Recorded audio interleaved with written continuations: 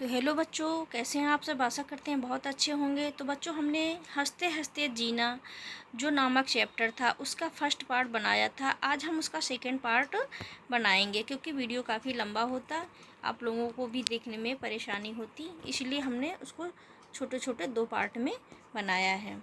तो चलिए आगे का चैप्टर हम स्टार्ट करते हैं।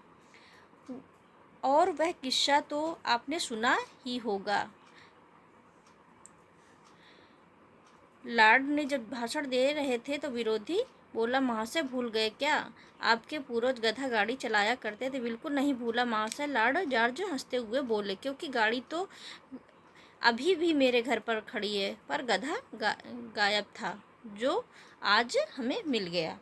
और वह किस्सा तो आपने सुना ही होगा कि 2 प्रसिद्ध व्यक्ति और प्रतिद्वंदी कीचड़ से भरी सड़क के किनारे की सकरी पगडंडी पर आमने सामने से आ रहे थे। एक पास आकर गुर्राया, मैं दुर्जनों के लिए कभी मार्ग नहीं छोड़ता, लेकिन मैं छोड़ देता हूँ। ये बोले, लेकिन मैं छोड़ देता हूँ। दूसरे ने कहा, और मार्ग दे दिया। कहिए कौन जीता। हंस सकने वाला सदा जीतता है, चाहे वह लड़ाई जिंदगी की कठिनाइयों के खिलाफ हो, चाहे प्रतिद्वंदियों के। सुकरात की पत्नी बड़ी झगड़ालू थी। एक दिन बकते झकते सुकरात की बीवी जब थक गई तो निर्विकार, बच्चों ध्यान देना, यहाँ निर्विकार शब्द दिया है, उसका अर्थ होता है अविकारी, जिसमें कोई दोष ना हो। निर्विकार, जिसमें कोई दोष ना हो। बैठे सुनते पति के ऊपर एक बाल्टी पानी लाकर उलट दिया। शुकरात बोले, ठीक है भई, पहले बादल गरजे फिर पानी बरसा। संत तुकाराम एक बार घूम कर लौटे तो हाथ में सिर्फ एक गन्ना था। क्रोध में उनकी बीवी ने गन्ना तड़ाक से पीठ पर दे मारा। गन्ना के जो 2 टुकड़े हो गए तो तुकाराम बोले, ठीक किया भाग्यवान, वैसे भी तेरे मेरे खाने के लिए मुझे इसके 2 टुकड़े करने पड़ते। आचार्य क्षितिमोहन सेन एक बार देर रात गए। घर लौटे तो पत्नी को क्रोध में भरा पाया। जब पत्नी ने खाना लाकर रखा तो आचार्य ने थाली उनके सिर पर रख दी। पत्नी भन्नाई, ये क्या करते हो। कुछ नहीं, खाना ठंडा है और तुम्हारा माथा गरम। खाना गरम कर रहा था, आचार्य ने उत्तर दिया।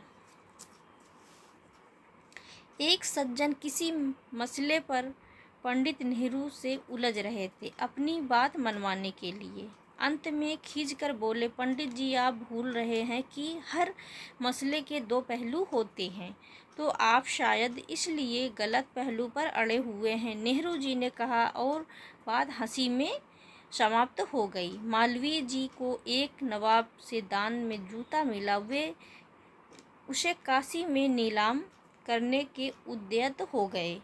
उद्यत शब्द दिया है बच्चों, ध्यान देना। उद्यत का अर्थ होता है प्रस्तुत या तैयार करना। तब नवाब साहब ने कई हजार देकर अपना जूता वापस लिया। यह है जीवन को हंसी खुशी से जीने का ढंग। कठिन परिस्थितियों, क्रोध में भरे और दुर्जन लोगों से भी हंसते मुस्कुराते निपटने की कला। विचार करके देखें तो लगेगा कि अधिकतर पुरुष जिनमें संसार का कल्याण हुआ है, शुद्ध निर्विकार भाव से हंस सकने की क्षमता रखते हैं। गांधी जी का जिक्र ऊपर आया है। लिंकन की हास्यप्रियता भी मशहूर है। एक बार वे अपने जूतों पर पॉलिश कर रहे थे। किसी ने आश्चर्य प्रकट किया, मिस्टर राष्ट्रपति, क्या आप अपने जूते साफ करते हैं। जी हाँ, मुस्कुराकर लिंकन बोले, और आप किनके जूते साफ करते हैं। प्रेमचंद जिंदगी भर बीमार रहते हुए गरीबी और अभाव से जूझते रहे, लेकिन कैसी उन्मुक्त और निश्चल। यहाँ उन्मुक्त शब्द दिया। उन्मुक्त शब्द का अर्थ होता है आज़ाद या खुला। निश्चल का अर्थ होता है छल रहित। हंसता था वह कलम का सिपाही। जनार्दन राय नागर लिखते हैं कि किस प्रकार दिल्ली में एक कवि सम्मेलन से देर रात गए लौटते समय प्रेमचंद कवियों की भंगिमा शब्द का अर्थ होता है कलापूर्ण शारीरिक मुद्रा को याद करके सड़क पर हंसी के मारे दुहरे हुए जा रहे थे। एक एक तुक्काड़ के नाज नखरे लेकर ये दुखी प्रेमचंद हंस रहा था जैसे सारा जीवन एक मस्त हास्य हो। आनंद की एक तरंग हंस तो हम भी रहे थे, पर हमारे मन मानो सिंकचों में बंद मुंह झलका रहे हों। और इस साहित्य के होरी को तो देखो, जैसे प्रतिपल एक नई हंसी। गांधी जी ने अहिंसा का मार्ग अपनाया, लेनिन ने लोहे और रक्त का, परंतु लेनिन के दिल में भी गरीब और संत्रस्त शब्द का अर्थ होता है डरा हुआ, आतंकित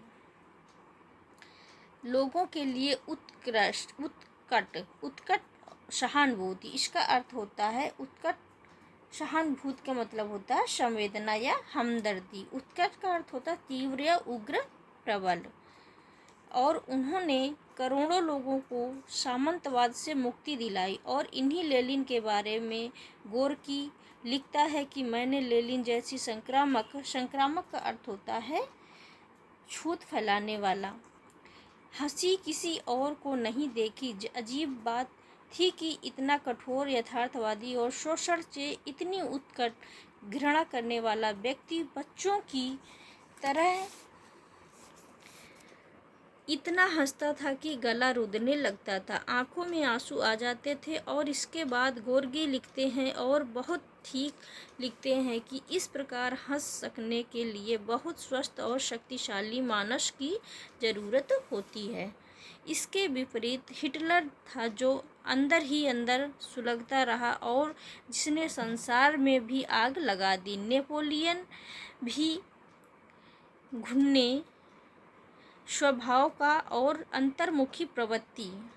अंतर्मुखी का अर्थ होता है अंतकालीन, प्रवृत्ति मतलब आचार व्यवहार करने वाला। उसने भी अपनी महत्वाकांक्षा की पूर्ति के लिए यूरोप के लोगों की जान सांसत में कर दी। यह तो कोई एक कह ही नहीं सकता कि हिटलर और नेपोलियन अद्भुत शक्तियों के स्वामी नहीं थे। एक विशेष अर्थ में वे निश्चय ही महान थे, लेकिन उन्होंने अपनी सामर्थ्य का उपयोग मनुष्य की भलाई के लिए नहीं किया। सामर्थ्य शब्द का अर्थ होता है योग्यता, सामर्थ्य होने का भाव। शायद इसका कारण यह भी था कि वे जिंदा दिल कम थे, इसलिए जिंदा दिल्ली का नाम है। हंसिए और खूब हंसिए। शर्त सिर्फ 3 है। अब 3 शर्त क्या हैं? हंसी मुखौटा ना हो, दुश्मनी के मुंह पर पड़ा झूठा नकाब ना हो, हंसी ऐसी ना हो कि दूसरा सुनकर रोए, साथ ना हंस सके। तीसरा है हंसी जिंदगी से पलायन शब्द दिया है। पलायन शब्द का अर्थ होता है भागना या चले जाना। हंसी जिंदगी से पलायन, असलियतों से दूर भागने का नाम न हो। जिंदगी संग्राम तो है ही, लेकिन उसे हम धर्मयुद्ध बनाएं, गाली गलौज वाला सस्ता फसाद नहीं। और इस धर्मयुद्ध को हम हंसते हंसते लड़ें, मुंह लटकाकर नहीं, मनहूसियत से नहीं। विजय वर्मा जो लेखक हैं।